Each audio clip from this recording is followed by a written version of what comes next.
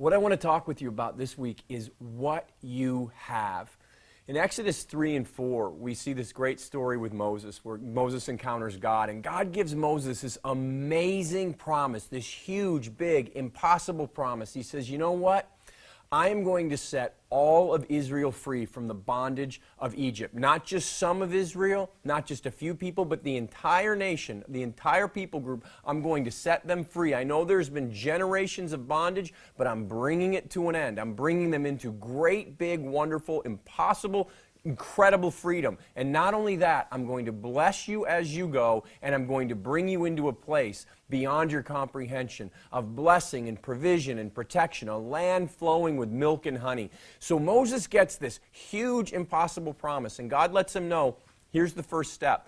Go to the Israelites and share this with them. Get them to believe. Stir up faith. Stir up expectancy.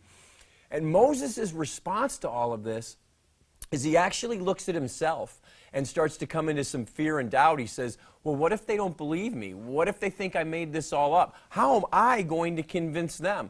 He starts looking at his own ability to bring about the incredible promises of God, and he gets locked up in some fear and locked up in some doubt. And what does God say to him? God says, what do you have in your hand? And Moses looks and he says, well, just this shepherd's rod. I just have this rod, this staff.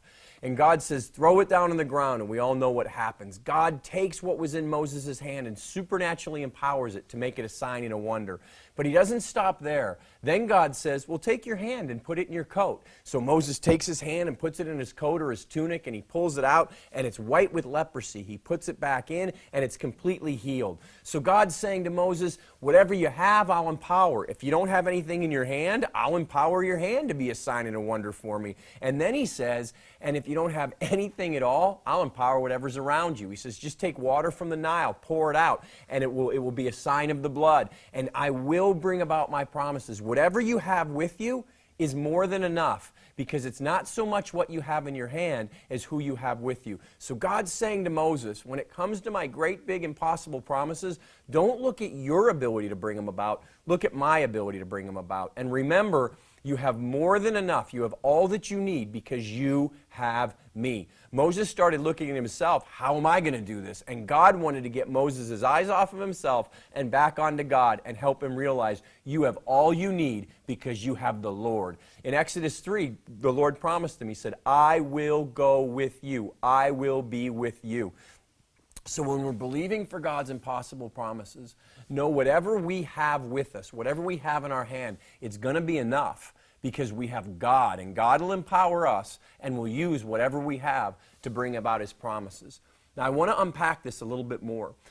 When Moses said, I have this staff, God says, what is in your hand? What do you have with you? He says, I have a staff. That word in the Hebrew is matah. And it can be translated as staff, but it can also be translated as branch or support. And I believe there's a prophetic message here where God is saying to us, New Testament believers, that just like Moses, he had the branch in his hand, and that's the type of the tree, the type of the cross. God was giving Moses a revelation of when we have God with us, when we can lean on the cross, lean on all that God has given us in the cross in restored relationship. We know we have that with us, then we have all that we need. The other key here is when God asked Moses that question, what do you have in your hand? God very intentionally uses the Hebrew word yod for hand instead of the Hebrew word kaf. Yod means an open hand. Kaf means a closed hand. So God is teaching Moses and us something here when he says, what do you have in your open hand? An open hand is a hand that is vulnerable, a hand that is reaching out for relationship, a hand that can be filled, a hand that can receive. A closed hand is a hand of fear. It's a hand of I'll do it in my own strength. It's a hand that can't receive. So God is saying to Moses, come to me with an open hand. Come to me in faith, ready to receive. And whatever you have, I will empower, because remember, what you truly have is me. It's quite similar to when God says to Abraham in Genesis 15. God's called Abraham to this incredible journey and has promised to bring him into great things and has promised him amazing things all along the way. But in Genesis 15, we see God speak to Abraham the most amazing promise of all. He says this, I am your exceeding and great reward. Above every promise above all that I've told you about, what I want you to know is the greatest gift, the greatest blessing, the greatest promise you have is me. That I am with you, and I am your exceeding and great reward. Now, if we unpack that even more, that word exceeding in the Hebrew can be translated as exceeding, it can be translated as plentiful, but it can also be translated, and I love this, as louder and louder.